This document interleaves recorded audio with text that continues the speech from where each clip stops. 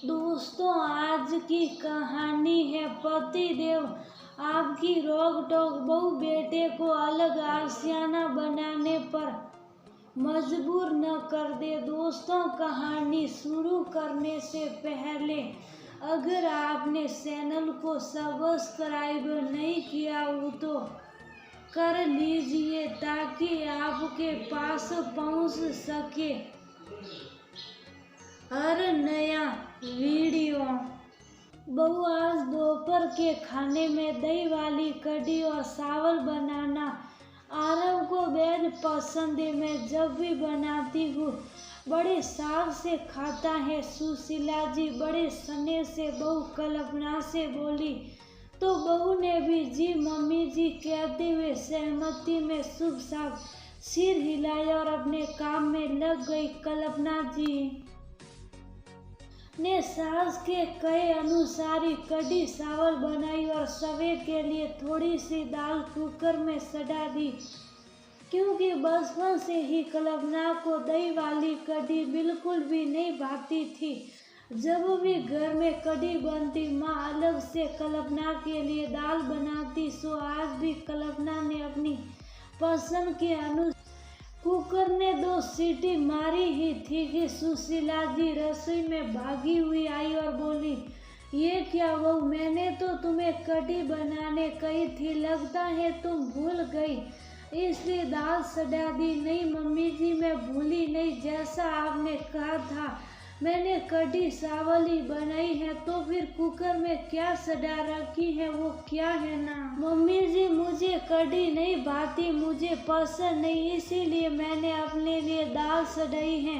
बहू के मुंह से इतना सुनते ही सुशीला जी मुंह नाक सिकोड़ती हुई रसोई से बाहर निकल अपने कमरे में मुंह फुलाकर बैठ गई। पत्नी का फूला हुआ मुंह देख पति राघव जी बोल पड़े, क्या बात है भाग्यवान, ऐसे मुंह क्यों फुला रखा है। पति के पूछने भर की देर थी कि सुशीला जी जैसे बम की तरह फट पड़ी। अजय क्या बताऊं, 4 दिन बहू को आए नहीं हुए कि वो अपना खाना अलग से बना रही है। क्या पता कल को सुलह ही न अलग कर दे। आखिर बहू ने क्या किया, खुलकर बताओ कि पति के इतना बोलने पर सुशीला ने पूरी बात बताई।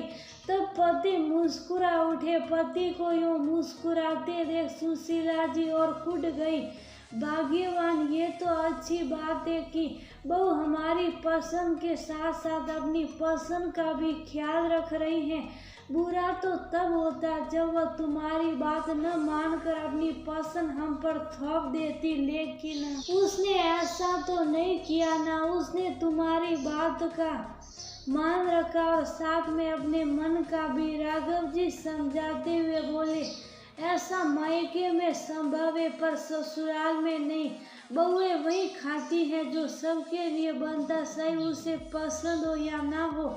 मैंने भी तो यही किया था, शादी के बाद अपनी पसंद को भूल सबकी पसंद को अपनाया था। तो फिर आज की ये लड़की इस नियम को तोड़ने वाली कौन होती है। सुशीला जी गुस्से में बोली। सुशीला जी, मानता हूँ तुमने सबकी पसंद को आत्मसात पर अपनी पसंद को दरकिनार कर दिया था, पर वह दौर कुछ और था। ये अलग दौर है। यहाँ लड़कियां पहले से ज्यादा अक्लमंद और पढ़ी लिखी हैं, अपना भला बुरा समझती हैं और अपनी पसंद को भी। मुझे तो आज भी अच्छी तरह से याद है, जब भी मायके जाने की बात होती थी तुम जाने से पहले ही अपनी पसंद की लिस्ट बना लेती थी। जो तुम्हें यहाँ चखने को भी नहीं मिलती थी वह तुम मायके जाकर मन भरकर खाती थी। क्या तुम भी यही चाहती हो कि बहू भी तुम्हारी तरह अपना मन मारे। पति की सुन सुशीला जी एक पल के लिए सोच में पड़ गई, फिर थोड़ी देर चुप रहने के बाद बोली, आप सही कहते हैं, बहू अपना मन क्यों मारे। उसे भी हक है अपनी पसंद का खाने और पहनने का। इसलिए मैं भी आज एक बात कहना चाहती हूँ कि अगर बहू सलवार सूट पहनना चाहती हैं तो आप उस पर रोक मत लगाइए, उसे उसके मन का पहनने दीजिए। सुशीला, खाने पीने की बात अलग है, लेकिन सलवार सूट हमारे संस्कार नहीं। तुम्हें मालूम है, मुझे बहू का सलवार सूट पहनना पसंद नहीं। वो मायके जाकर जो मन चाहे पहने, पर यहाँ ससुराल में हमारे सामने उसे साड़ी ही पहननी पड़ेगी। जरा कल्पना करके देखो, बहू अगर घर में सलवार सूट में घूमेगी तो कैसा लगेगा। सलवार सूट की सुन राघव के तेवर एकाएक बदल गए थे। ये तो आपकी दोहरी मानसिकता है। एक तरफ आप बोलते हैं बहू को अपनी पसंद को खाने पकाने दो, और दूसरी ओर आप कहते हैं सलवार सूट नहीं पहन सकती। एक तरफ आप बदले हुए दौर की बात करते हैं और दूसरी ओर समय बदलना नहीं चाहते। कहीं ऐसा न हो कि आपकी रोक टोक बहू बेटे को अलग आशियाना बनाने पर मजबूर कर दे। सुशीला की बातों से चिढ़कर राघव जी घर से बाहर निकल आए। घर से बाहर गली से होकर वे खुले मैदान में जाकर बेंच पर बैठे ही थे कि तभी उनकी नजर अपने पुराने मित्र कैलाश पर पड़ी, जो थोड़ी दूरी पर दूसरे बेंच पर बैठे थे। नजर मिलते ही दोनों ने एक दूसरे को हाथ उठाकर अभिवादन किया। दोनों दोस्त काफी लंबे समय बाद मिले थे। हंसी ठाके लगाते हुए कैलाश राघव को जीत कर अपने घर ले गए। घर में प्रवेश करते ही निया बेटी जरा चाय बनाना, कैलाश जी ने आवाज लगाई तो जी पापा जी कहते हुए जींस टॉप में मॉडल जैसी एक लड़की निकलकर कमरे से बाहर आई और राघव के पैर छुए और रसोई में चाय बनाने चली गई। यार कैलाश, तुम्हारी बेटी तो काफी बड़ी हो गई है, उसकी शादी की नहीं सोची तुमने? अब क्या मरने के बाद करोगे? लड़की को देख राघव गंभीर होते हुए बोले। राघव, मेरी बेटी को ब्याह 4 साल हो गए और उसके तो एक लड़की भी हो गई है, बड़ी प्यारी है मेरी नाती।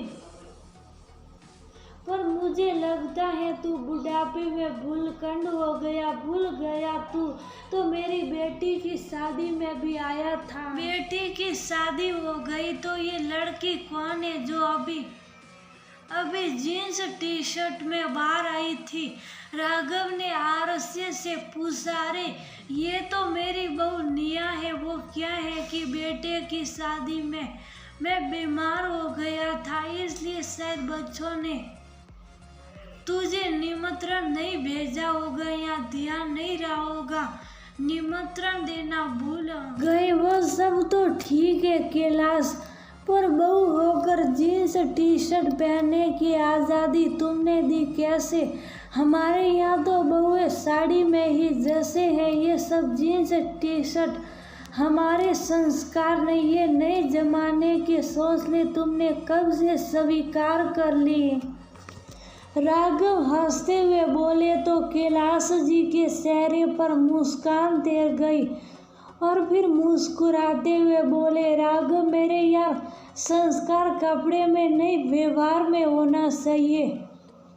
मेरी बहू जीन्स टी शर्ट भले पहनती है, पर बड़े बुजुर्गों का आदर सम्मान करना बखूबी जानती है। और सबसे बड़ी बात, जब बेटे को खाने पहनने की पूरी आज़ादी है तो फिर बहू के खाने पहनावे पर रोक टोक क्यों? अब लड़कियों की परवरिश पहले की तरह तो नहीं हो रही कि जैसे साई दबा कर रखो। शिक्षित लड़की अपने हक के लिए आवाज उठाना जानती है, इसलिए ज्यादा रोक टोक करोगे तो बहू बेटे को ले उड़ेगी और फिर इस बुढ़ापे में हाथ मलते रह जाओगे। बोलते हुए कैलाश जी ठट्ठा कर हंस पड़े। तभी उनकी बहू चाय के साथ पकौड़े भी ले आई।